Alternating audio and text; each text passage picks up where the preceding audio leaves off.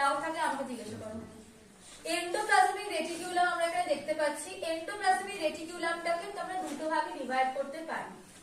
একটা হচ্ছে কি RER, রাফ এন্ডোপ্লাজমিক রেটিকুলাম, আর এটা কি স্মুথ এন্ডোপ্লাজমিক রেটিকুলাম।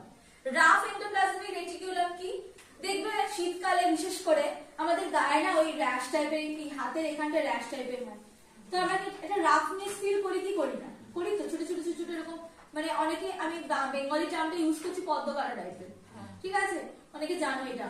তো ওইটা হচ্ছে ওই রকমই সারফেসটা, এন্ডোপ্লাজমিক রেটিকুলামের সারফেসটা ওরকমই রাফ হয়, যেটাকে আমরা কি বলছি, রাফ এন্ডোপ্লাজমিক রেটিকুলাম। আর যদি স্মুথ হয়ে থাকে সেটাকে আমরা কি বলছি, স্মুথ এন্ডোপ্লাজমিক রেটিকুলাম। মসৃণ অমসৃণ মনে পড়ছে ছোটবেলাটা, মসৃণ অমসৃণ। এবার যে ঘটনাটা আমরা দেখতে পাচ্ছি যে দুটোর ফাংশন কিন্তু আলাদা।